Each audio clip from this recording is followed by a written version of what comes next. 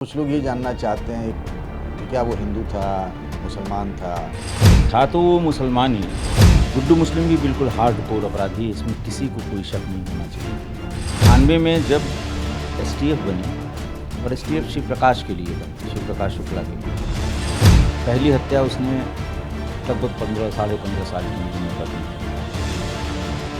अपनी मौत से पहले अतीक अहमद का छोटा भाई अशरफ अपने शार्प शूटर गुड्डू मुस्लिम के बारे में कुछ कहना चाह रहा था। अब वो क्या कहना चाह रहा था उसको लेकर तमाम सवाल है। गुड्डू मुस्लिम अब तक फरार है। एसटीएफ की तरफ से बार बार उसकी लोकेशन के बारे में बताया जाता है कि कभी वो झांसी में था, फिर अजमेर गया, दिल्ली गया, फिर किसी दूसरे राज्यों की बात आती है। तरह तरह की कहानियाँ हैं। हम जानना चाहते हैं जो लोग गुड्डू मुस्लिम के अपराध को करीब से देखे हैं, उसकी एक्टिविटी को, ऐसे ही पूर्व आईपीएस अफसर राजेश पांडे जो एसटीएफ में भी काम कर चुके हैं हमारे साथ। राजेश जी, कहानी तो बहुत पुरानी है लेकिन आपकी मेमोरी ठीक ठाक है। गुड्डू मुस्लिम के बारे में जो नई चीज़ सामने आ रही है कि कुछ लोग ये जानना चाहते हैं कि क्या वो हिंदू था, मुसलमान था, क्या था मतलब? नहीं, था तो वो मुसलमान ही। देखिए, ये अपराधियों की प्रवृत्ति होती है कि जब उनके ऊपर 1, 2, 3, 4 केस होते हैं तो कई नई जगह पे अगर वो पहुंचेंगे तो वो कोशिश करते हैं कि लोग उनको उस नाम से न जानें जिस नाम पर अपराध दर्ज है। गुड्डू मुस्लिम भी बिल्कुल हार्ड कोर अपराधी है, इसमें किसी को कोई शक नहीं होना चाहिए। पहली हत्या उसने लगभग 15 साल की उम्र में कर दी थी, जब वो मूल रूप से वो रहने वाला सुल्तानपुर का है, गोसाईगंज के पास का एक गांव है। वहाँ से उसे लखनऊ भेजा गया कि तुम जाके वहाँ पढ़ो, क्योंकि इसका एक भाई वहाँ पोस्टेड था जल निगम में, कर्नलगंज के पास। तो परिवार इनका वहीं शिफ्ट हो गया था। एक भाई इसका टेलरिंग शॉप अभी भी चलाता है। तो सुल्तानपुर से इसके घर से कहा गया कि तुम लखनऊ चले जाओ। सुल्तानपुर के पढ़ने वाले कुछ लड़के यहाँ थे, उनके साथ भेज, लेकिन पढ़ा नहीं कभी ये। यहाँ भी उसने वही किया जो छोड़ के आया था। तो 15.5 साल 16 साल की एज में जब वो माइनर था तब उसने मर्डर किया। उसने मर्डर किया था। उसके बाद 93 का उसका पहला मर्डर है। 93 में 93, 94, उसके बाद 97। उस दौरान आप कहाँ पोस्टेड थे जब ये सब हो रहा है? देखिए, हम तो लखनऊ आए 95 में, सीयू महानगर हुए, तब तक ये लखनऊ आ गया था। उसके बाद 98 में जब एसटीएफ बनी और एसटीएफ शिव प्रकाश के लिए बनी, शिव प्रकाश शुक्ला के लिए, उस समय शिव प्रकाश शुक्ला का जो आतंक था वो बिल्कुल चरम पर था। उस समय लगता था कि इससे बड़ा कोई अपराधी न पहले हुआ है न होगा। जब माननीय कल्याण सिंह जी ने एसटीएफ बनाई, वो सिर्फ एक पर्पज़ से बनाई, 6 महीने के लिए बनाई। तो उस समय हमें ऐसे आदमी की आवश्यकता थी जो शिव प्रकाश शुक्ला के बारे में पूरी जानकारी हमें दे सके, या उसका कोई एंटी आदमी जो पुलिस का बड़ा सामान्य सा प्रिंसिपल है कि कोई विरोधी मिल जाए तो वो पूरी सही बात सटीक जानकारी मिल सकती, जानकारी दे सकता है। फैज़ाबाद के, तत्कालीन फैज़ाबाद के सराय राशि में एक बड़ा मर्डर हुआ था। सतेंद्र सिंह नाम था, बड़ा ठेकेदार था वहाँ का, बड़ा दबंग था, अच्छी क्रिमिनल हिस्ट्री थी। और उस समय नए नए पवन पांडे और उनके भाई राकेश पांडे उभर रहे थे फैज़ाबाद की राजनीति में। तो वो चाहते थे कि ठेकों पर, इन सब पर उनका कब्जा हो, लेकिन सत्येंद्र सिंह ऐसा होने नहीं दे रहा था। उसी समय में शिव प्रकाश गोरखपुर में अपना सब जो कुछ भी करना था करके इलाहाबाद, यहाँ पर लखनऊ में जमने की दृष्टि से आया। तो जो कैसरबाग में शिवसेना का कार्यालय है, पवन पांडे शिवसेना के विधायक उस समय हो चुके थे या उसी के आसपास हुए थे। तो वो उन्हीं के साथ रुका शिव प्रकाश कैसरबाग में शिवसेना कार्यालय में, फर्स्ट फ्लोर पे था, जो कोई पिक्चर हॉल है उसके ऊपर। इसी बीच में उनको लगा कि ये इसके साथ लोग हैं, अच्छे असलहे हैं। इसने जिक्र किया कि सत्येंद्र सिंह का मारना बहुत ज़रूरी है, वो नहीं मरेगा तो हम लोग, वो मरेगा नहीं तो हम लोग कामयाब नहीं होंगे फैज़ाबाद में।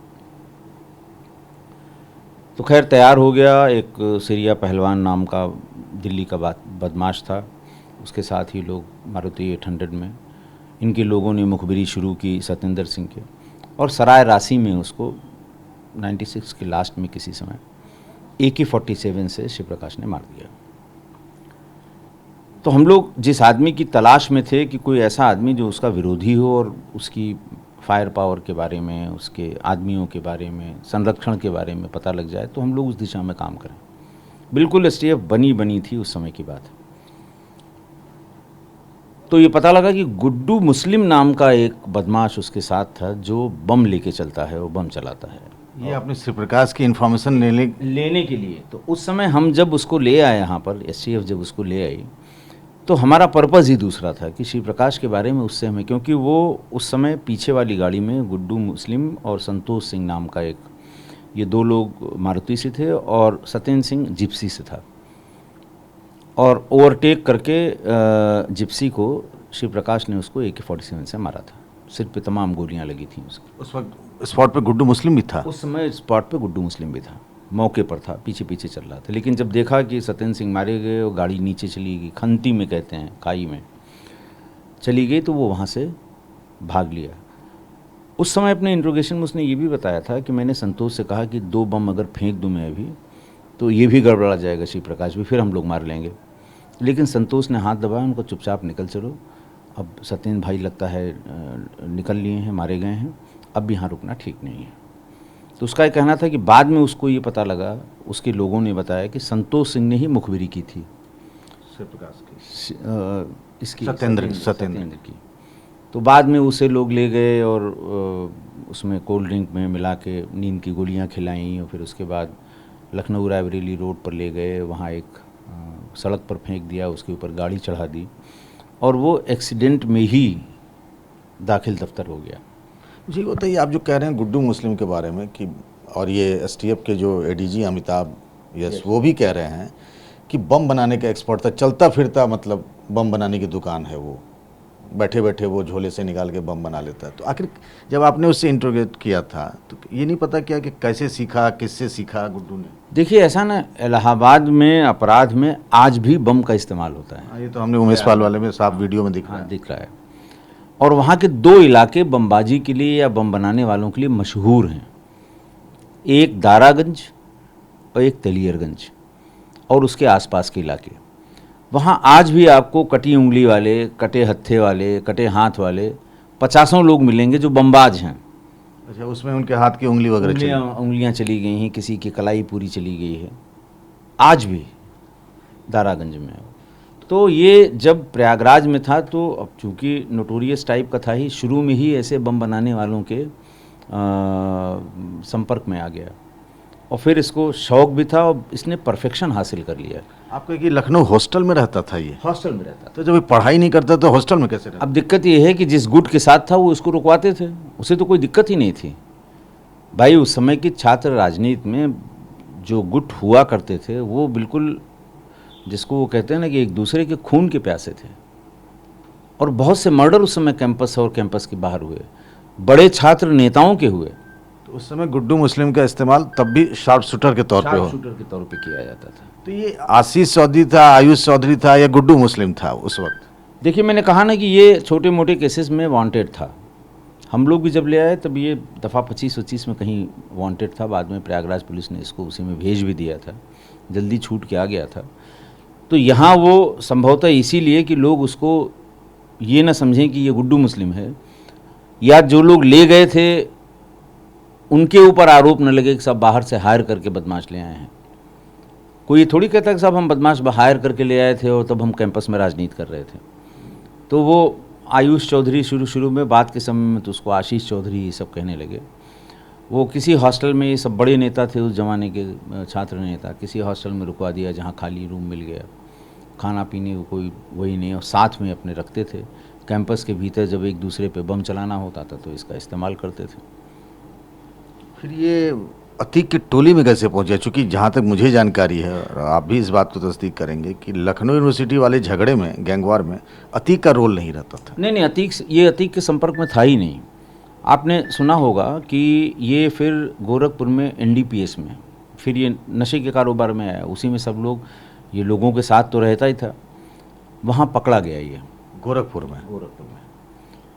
और उसके बाद फिर इसका ट्रायल हुआ, इसे सज़ा हो गई, जेल में था। अतीक ने इसकी ज़मानत करवाई। इसके घर वाले, चूँकि सब इलाहाबाद का रहने वाला था, कर्नलगंज के पास का कहीं का। तो उन लोगों ने अतीक से संपर्क किया। अतीक उस समय बिल्कुल उभर कर ऊपर आ गए थे, तब तो विधायक भी हो गया था वो। गोरखपुर का मामला वो इलाहाबाद हाई कोर्ट में ही देखा जाना था, तो वहाँ संपर्क करके उसकी ज़मानत करवाई थी। अच्छे वकील दिए होंगे इसने, जो भी कैसे। एक बार जब इसने अतीक ने उसकी ज़मानत करा दी, तो फिर ये कर्नलगंज से इसको उठा के वहीं चकिया में एक मकान भी दिलवा दिया, वहीं इसके साथ गनर के रूप में चलने लगा।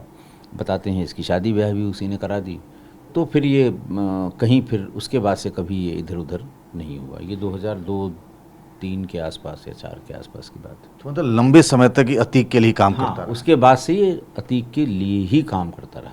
एक चीज़ जो अभी नैरेटिव में चल रहा है, कुछ लोग कह रहे हैं कि गुड्डू मुस्लिम जो है वो गद्दारी कर सकता है, उसने इन्फॉर्मेशन लीक कर दी होगी। आपको लगा कि वो इससे पहले उसका ट्रेंड रहा था कि जिस गैंग में हो उसी के बारे में मुखबरी कर दी, इस टाइप का था वो? देखिए, इस टाइप का तो मेरे संज्ञान में इस तरह का कोई और मामला नहीं है। लेकिन एक बात यह है कि ये जिसके साथ रहा कभी भी अपने पूरे कैरियर में, इसने उससे संबंध कभी ख़राब नहीं किए।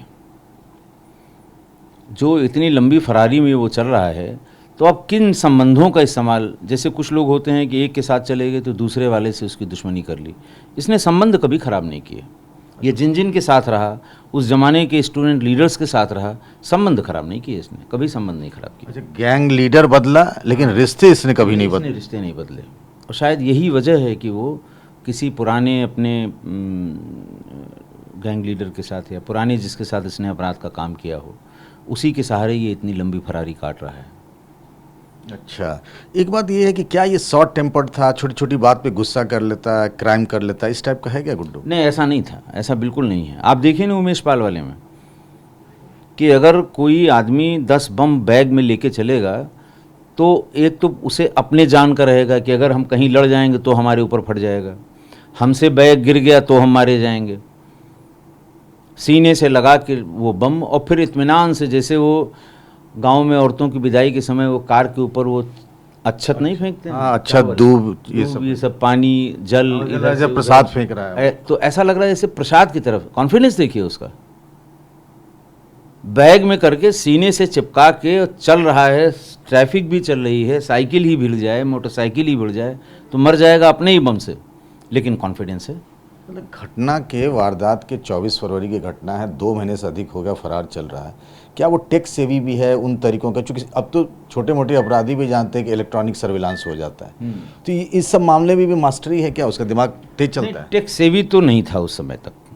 देखिए, अब जमाने के साथ बहुत से लोग, उस तरह का मोबाइल भी नहीं थे, जमाने के साथ बहुत लोग बदल गए हैं, हो सकता है टेक सेवी हो गया हो, लेकिन ये माइंडसेट उसका था नहीं टेक सेवी होने का। मुझे तो लगता है वो मैनुअल कॉन्टैक्ट से ही सामान्य फ़ोन से संपर्क करके और फिर वो इतनी लंबी फरारी काट रहा है। इतना तो सभी जान गए हैं जेल में रहते रहते और साथ में रहते रहते कि पुलिस मोबाइल से पता कर लेती है, बदले हुए सिम से पता कर लेती है, पुराने सेट से पता कर लेती है।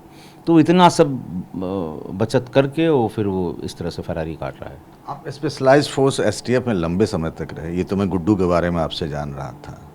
अभी जो आप अतीक की चर्चा कर रहे थे, उसके शौक की चर्चा कर रहे थे, इस बीच में एक नई जानकारी भी सामने आ रही है कि शाइस्ता, उसकी जो बीवी है, वो तो फरार है। ये किसी महिला शबाना का जिक्र आ रहा है कि वो उससे मिलती जुलती थी। तो अतीक का कैरेक्टर किस तरीके का था, उसके शौक किस तरीके के थे, जो आप जानते हो? जो मेरी जो जानकारी में है, देखिए, एक तो ज़मीनों का शौक उसका जग जाहिर है कि खाली 1 इंच भी दिखाई पड़ गई तो वो उसे मिलनी चाहिए। मतलब पूरा लैंड माफिया, पूरा लैंड माफिया था, और उसने सारी जो सल्तनत खड़ी की वो ज़मीनों के बदौलत की। दूसरा उसका शौक़ था नई गाड़ियों का, कि प्रयागराज में शोरूम में जो भी गाड़ी नई आई है वो उसके यहाँ होनी चाहिए, और हो भी जाती थी। तीसरा उसका था कुत्तों का, नए ब्रीड के कुत्ते के बारे में अगर किसी ने जिक्र किया है तो वो कुत्ता उसके यहाँ होना चाहिए। तो ये शौक़ थे। लड़कियों के शौक़ के बारे में मेरी जानकारी में कम से कम नहीं है, इस तरह का ट्रेट उसका नहीं था। मेरी जानकारी में ऐसा नहीं है। और ये कभी इस तरह की खबर आई आपके सामने कि गुड्डू और अतीक में कभी मनमुटाव हुआ हो, या अतीक के बेटे और गुड्डू में इस तरह का कोई? ऐसा लगता नहीं है, क्योंकि अतीक ने इतने एहसान कर रखे हैं उसके ऊपर, गुड्डू के ऊपर, कि मुझे नहीं लगता है कि पैसे के लिए या वर्चस्व के लिए या और किसी दूसरे कारण के लिए इन लोगों में कभी मनमुटाव हुआ होगा। अपने बचने के लिए तो कुछ भी कर सकता है, लेकिन मनमुटाव वाली बात मेरी समझ में नहीं आती। तो गुड्डू हिंदू तो नहीं था? नहीं, मुस्लिम ही था, मुस्लिम ही था। वो तो जैसे बाकी अपराधी करते हैं, बचने के लिए अपना नाम बदल के रहते हैं, नाम बदल के रहते हैं। हमसे बात करने के लिए बहुत बहुत धन्यवाद राजेश पांडे जी। धन्यवाद पंकज भाई। कुछ लोग ये जानना चाहते हैं कि क्या वो हिंदू था, मुसलमान था तो वो मुसलमान ही है। गुड्डू मुस्लिम भी बिल्कुल हार्डकोर अपराधी है, इसमें किसी को कोई शक नहीं होना चाहिए। 98 में जब एसटीएफ बनी, और एसटीएफ शिव प्रकाश के लिए बनी, शिव प्रकाश शुक्ला के लिए, पहली हत्या उसने लगभग 15 साढ़े 15 साल की उम्र में कर दी।